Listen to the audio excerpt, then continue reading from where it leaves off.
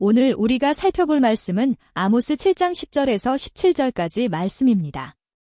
우리가 앞에 본문을 살펴볼 때 아모스 7장 1절에서 8장 3절까지를 하나의 단락으로 보아야 한다고 말씀드렸습니다.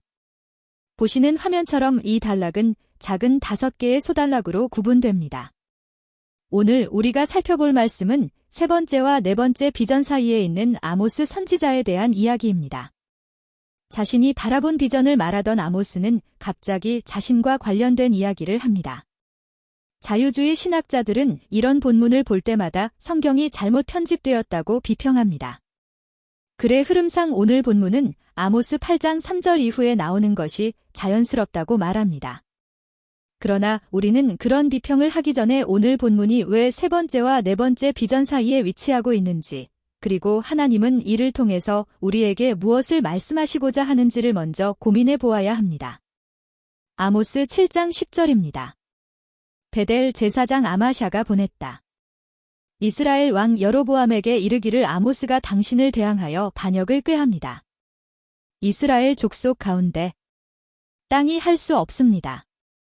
그의 모든 말을 감당하는 것을. 제사장 아마샤가 소개됩니다. 그 소개는 아주 간단하지만 그의 모든 정체성을 보여줍니다. 바로 베델 제사장이란 표현입니다. 이 베델은 하나님께서 아모스를 통해서 계속해서 규탄했던 장소입니다. 또한 북이스라엘의 초대 왕 여로보암이, 참고로 지금 본문에서 나오는 여로보암은 여로보암 2세로 초대 왕인 여로보암과 다른 인물입니다. 그 초대 왕인 여로보암이 베델에 금으로 송아지 형상을 만들고 그것이 이스라엘을 애굽에서 이끌어낸 여호와 하나님이라고 했던 곳입니다. 그 베델 제사장이 아모스에 대해서 여로보암 왕에게 말하고 있습니다. 아모스가 선포하는 하나님의 말씀이 여로보암을 향한 반역이라는 것입니다. 그렇기에 이스라엘의 온 땅이 여로보암의 말을 감당할 수 없다고 말합니다. 11절입니다.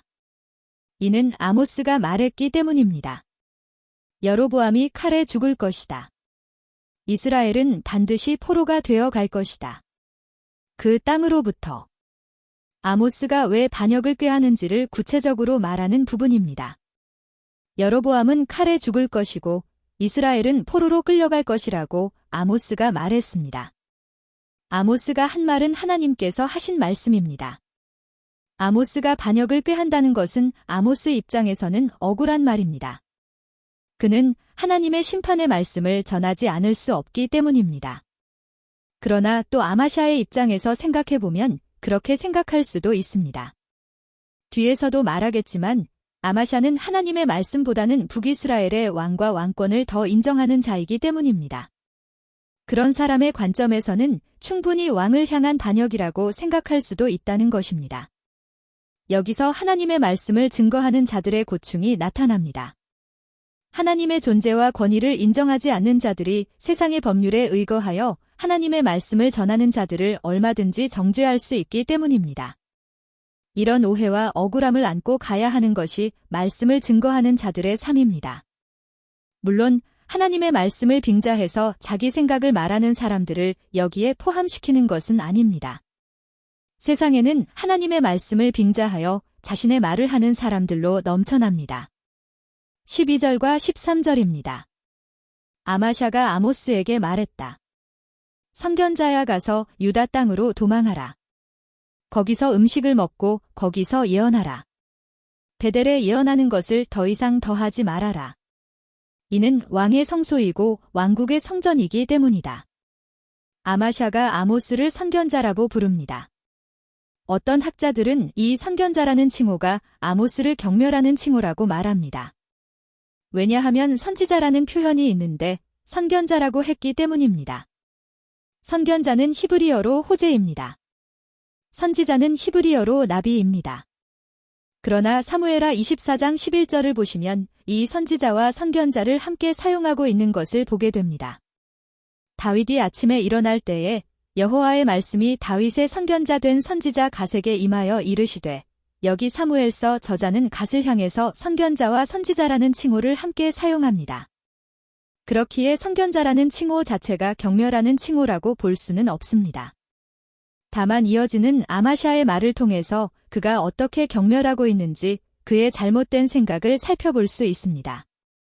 첫째는 유다 땅으로 가서 거기서 먹고 거기서 예언하라는 표현을 통해서 아마샤는 선지자의 예언을 먹고 사는 문제와 연결시키는 것을 보게 됩니다. 물론 우리는 먹고 사는 문제에서 자유로울 수 없습니다.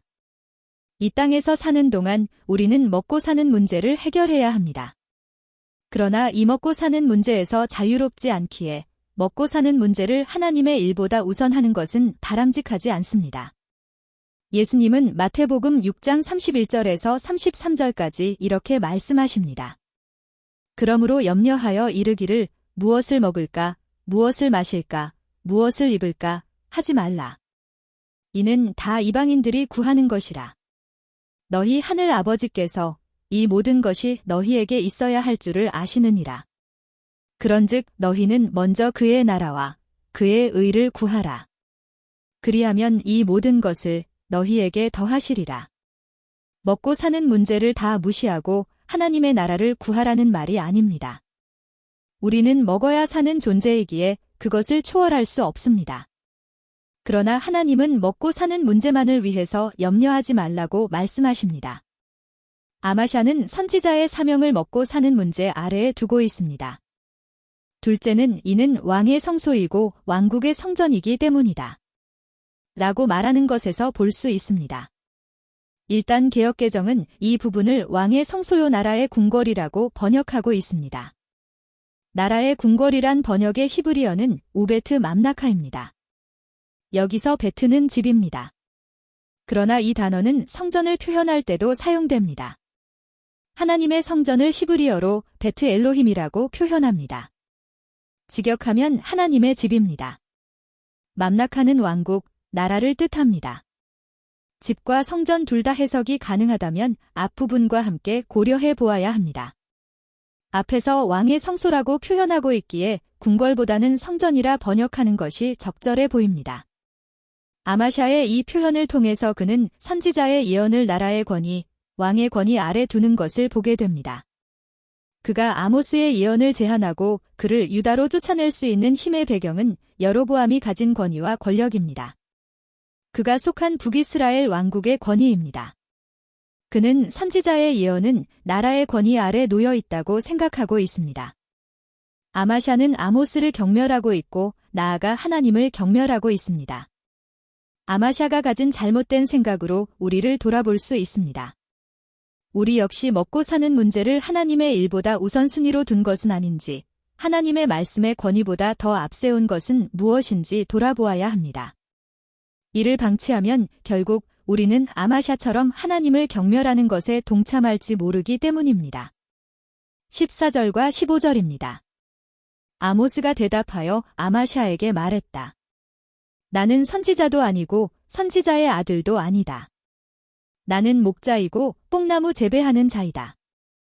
여호와께서 양떼를 따르는 것에서 나를 취하여 여호와께서 나에게 말씀하셨다. 가서 나의 백성 이스라엘에게 예언하라. 앞의 구절에서 아마샤가 한 말에 대해서 아모스가 대답하고 있습니다. 먼저 아모스는 자신은 선지자도 아니고 선지자의 아들도 아니며 자신은 목자이고 뽕나무를 재배하는 자라고 말합니다.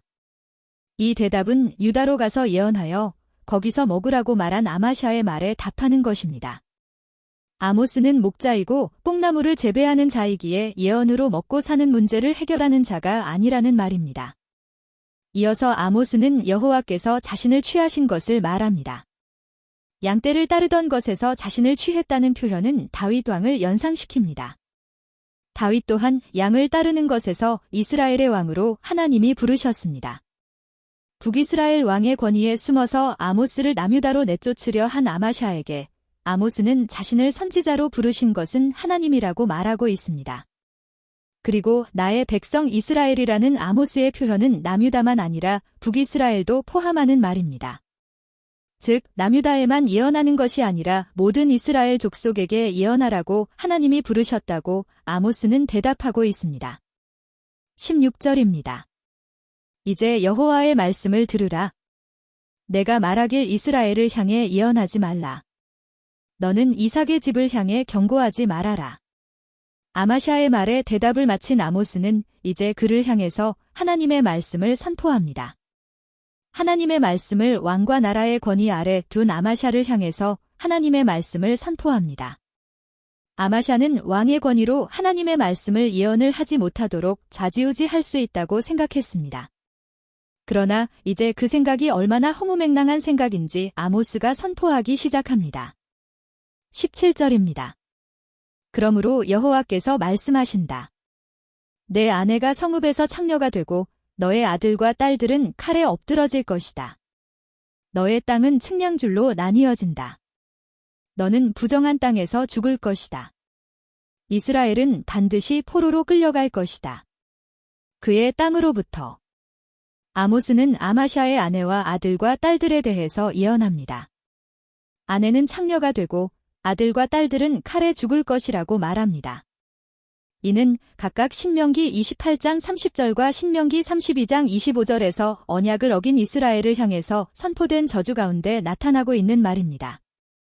이 말씀이 그대로 이루어질 것을 말씀하십니다. 또한 땅이란 표현이 많이 반복되고 있음을 보게 됩니다. 너의 땅이 측량줄로 나뉘어진다. 너는 부정한 땅에서 죽는다. 이스라엘은 그의 땅으로부터 포로로 끌려간다. 너의 땅이 칠략줄로 나뉘어진다는 말에서 땅은 아마샤 개인의 땅을 말하는 것이 아닙니다. 개인의 땅을 말할 때 히브리어는 사데라는 단어가 있습니다. 그러나 이 구절에서는 모두 아다마라는 히브리어로 표현하고 있습니다. 땅은 하나님께서 아브라함과 언약을 맺으셨을 때 이스라엘 백성들에게 주시기로 언약을 맺은 것 가운데 하나로 나타납니다. 이제 언약을 파기한 이스라엘을 향해서 그 땅에서 다시 쫓겨나게 됨을 말씀하시는 것입니다. 우리는 오늘 아모스 선지자와 아마샤의 대화를 통해서 아모스 선지자가 어떻게 선지가가 되었는지를 살펴보았습니다. 오늘 본문에서 하나님의 말씀의 권위를 이 땅의 통치자의 권위 아래 두는 아마샤를 향해서 하나님께서 변함없는 심판의 메시지를 선포하는 것을 보았습니다. 연약한 우리는 세상의 권력이 여전히 두렵습니다. 하나님의 말씀은 여전히 연약해 보입니다. 그러나 우리 역시 세상을 향해서 하나님의 복음의 메시지를 선포해야 합니다. 하나님의 말씀은 세상의 그 어떤 권력과 권위가 제한할 수 없는 것이기 때문입니다. 우리는 오늘 본문이 세 번째 비전과 네 번째 비전 사이에 위치하는 것을 보았습니다. 왜 하나님은 이 내용을 여기에 두신 것일까요? 세 번째 비전과 네 번째 비전은 아모스의 중보 없이 하나님의 심판이 선포됩니다. 오늘 본문은 이스라엘 백성들이 이 최종 심판을 받을 수밖에 없는 자들인 것을 보여줍니다. 아마샤를 통하여 이스라엘이 하나님의 말씀을 어떻게 대하고 있는지 그들의 공식적인 입장을 보여줍니다. 그들은 하나님의 말씀을 세상의 권력과 통치자들의 발 아래 두었습니다. 그들은 하나님의 말씀을 듣기 싫어했습니다. 그들은 선지자를 침묵하게 만들려고 했습니다. 그것은 결국 하나님을 침묵하게 만들려는 모습으로 이어졌습니다. 그들의 모습은 그들이 하나님의 심판을 받기에 합당하다는 것을 보여줍니다. 이들처럼 우리는 신약 성경에서 예수님을 침묵하게 만들고 바울을 침묵하게 만드는 모습들을 여전히 보게 됩니다. 그리고 오늘날 우리는 여전히 하나님의 말씀을 듣기 싫어합니다. 우리의 마음과 귀를 열어주셔서 하나님의 말씀의 깊은 은혜로 나아갈 수 있기를 간절히 기도합니다. 감사합니다.